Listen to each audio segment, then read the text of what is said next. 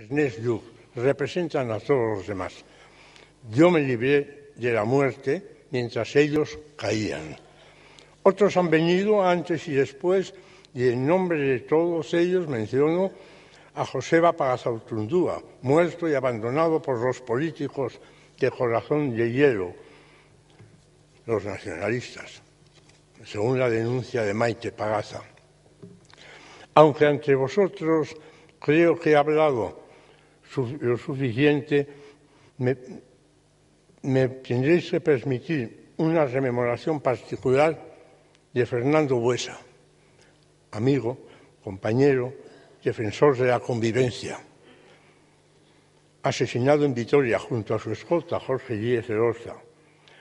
A Fernando Buesa le han matado por sus buenos méritos. Su muerte es un testimonio. No es el testimonio el matarle, que es un crimen, sino el morir, que es la asunción de una ética de los principios, más la de una ofrenda eficaz por la democracia, como su Gazauritia. Al temor y al dolor se los vence con esa moral estoica o simplemente de decencia, por la que la víctima se niega a que le paren mientras vive, y a que cuando deciden matarla se niega de nuevo a que le arrebaten su propio morir como acto final de su vida. Hasta aquí mi memoria, mi evocación y mi homenaje.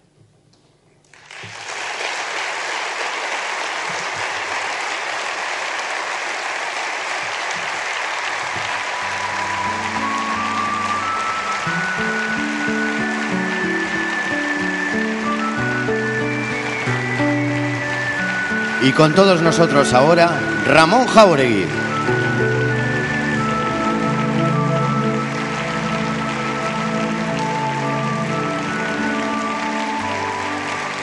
Muchas gracias.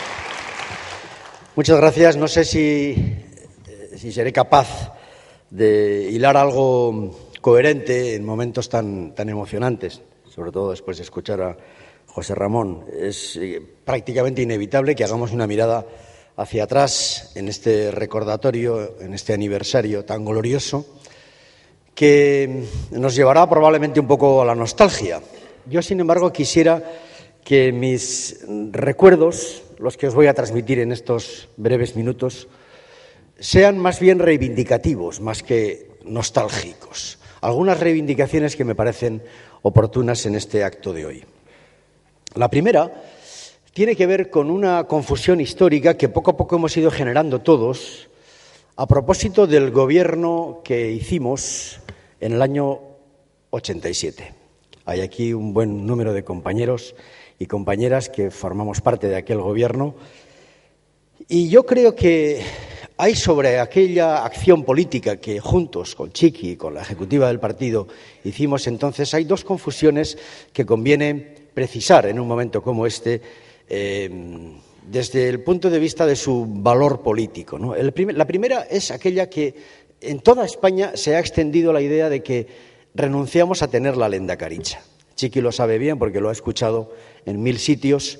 Es verdad, ganamos las elecciones, él era el candidato, tenía 19 diputados y se ha generado la sensación de que el Partido Socialista de Euskadi renunció a tener la lehendakaritza en aquella ocasión. Y yo creo que conviene precisar de una vez, y esta es una ocasión yo creo que bien oportuna, que no fue posible. No teníamos mayoría parlamentaria para elegirle lehendakari a Chiqui. No hubo manera. Estuvimos 3 meses confeccionando alianzas de gobierno para ejercer la responsabilidad que como partido mayoritario habíamos adquirido en las elecciones de octubre del 86, pero no hubo manera. Y cuando estábamos literalmente condenados a volver a convocar elecciones de nuevo, ante la incapacidad para formar gobierno, hicimos un gobierno con el PNV. Primera confusión, nunca este partido renunció a ejercer la lehendakaritza, simplemente no tenía mayorías parlamentarias para poderlo hacer. No había partidos con los que configurar una investidura, sencillamente no era posible.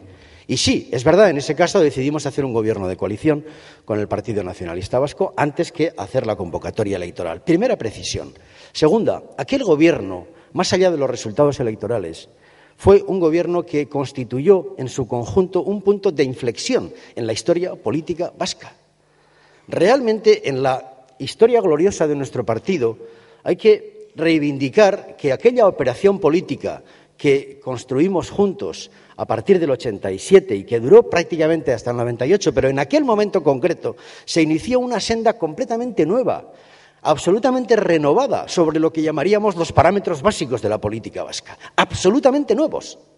Por ejemplo, como Chiqui ha recordado, siendo posible que nuestro viejo sueño de hacer un frente democrático contra la violencia, la unidad de los partidos democráticos contra la violencia, se pudiera forjar en un pacto histórico que fue un punto de inflexión en la lucha por acabar con la violencia, que hoy estamos tocando con los dedos.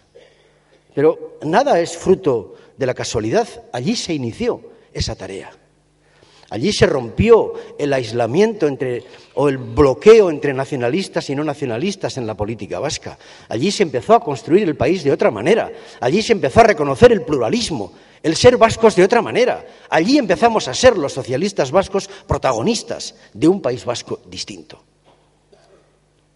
La segunda mirada hacia el pasado me lleva también a otro recuerdo que también quiero reivindicar aquí. Fue la fusión que hicimos con Euskadi con Esquerra a principios de los 90. Fue otra gran operación política del socialismo vasco. Siempre habíamos creído que, Carlos lo señalaba antes, había una disputa por ese espacio político de lo que llamábamos la izquierda vasca y nosotros, como bien recordaba él, me ha parecido muy oportuna esa reivindicación, hemos mantenido la reivindicación de un espacio político de la izquierda, que además era un proyecto socialdemócrata internacional y que hacía compatible nuestro sentimiento de identidad vasco y español. Pero había al lado nuestro una izquierda, también izquierda, que era, digamos, de otra concepción en relación con lo que era la articulación política, etcétera, que estaba muy próxima a nosotros. Siempre recuerdo que las elecciones en Euskadi siempre mostraban que Euskadi con Esquerra era el segundo partido más deseado por todos los electores del PNV, del Partido Socialista, etcétera. Bueno, realmente cuando hicimos aquella operación creíamos que estábamos construyendo ciertamente un espacio político destinado a ser un partido mayoritario con aquella fusión. Es verdad que luego los momentos, las circunstancias históricas no acompañaron. No tuvimos demasiada suerte en aquella operación, pero ciertamente la reivindico ahora como parte de lo que ha sido, digamos, nuestro quehacer en estos años pasados. Y claro, la tercera mirada hacia el pasado, sin duda, tiene que volver a conectar con todo lo que unos y otros habéis dicho ya, ¿no? Es un poco la conexión con esa marca que llevamos todos ya en nuestra espalda, porque gran parte de nuestra vida es el recuerdo de la tragedia, del horror de la muerte, del compañero caído, del teléfono que te llaman, del funeral. Yo con frecuencia, de vez en cuando, acostumbro a rememorar un poco mis propios recuerdos leyendo un libro que os recomiendo, es un libro muy, muy gordo que se llama Vidas rotas.